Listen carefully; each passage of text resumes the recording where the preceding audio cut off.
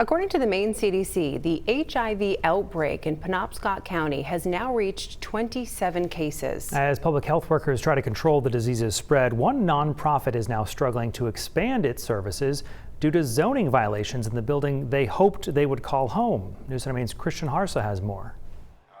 Thank you all for coming today. This is in relation to the temporary closure of our new location. Needlepoint Sanctuary of Maine Executive Director Will Hurley says the nonprofit planned to operate out of this building on Ohio Street in Bangor.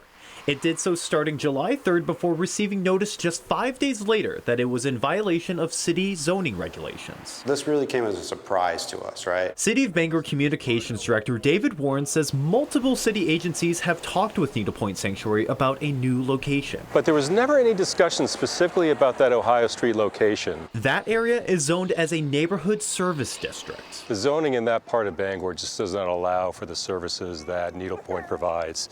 And so that's really the issue at hand. Needlepoint Sanctuary offers food, free disease testing, and drug resources, and it currently operates 2 days a week out of rented church space. Anthony Miles attends weekly and says it's a safe haven. We come here, we enjoy a good meal, good laugh, and hang out. The new space would have given Needlepoint Sanctuary a physical space of its own to run its needle exchange program. Wabanaki Public Health and Wellness is the only other state-certified syringe exchange provider in the city. There is far too much work for any one syringe exchange or harm reduction program to do. Co-CEO of Wabanaki Public Health, Lisa Sakabason, says Needlepoint Sanctuary has strong connections in Bangor's homeless population. So the work that Needlepoint Sanctuary does is critical. Warren says the city of Bangor appreciates the work that groups like Wabanaki Public Health and Needlepoint are doing. I mean, this is a critical issue that's arisen. Those experiencing the crisis say the situation is dire. This community is in desperate need of,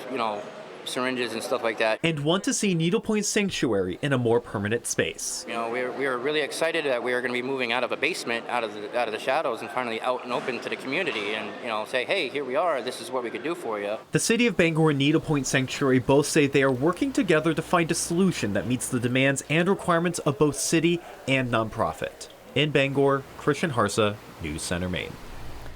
Despite the closure of its new space, Needlepoint Sanctuary still offers its resources at the Unitarian Universalist Church in Bangor. That's Monday and Tuesday afternoons from 1 to 5.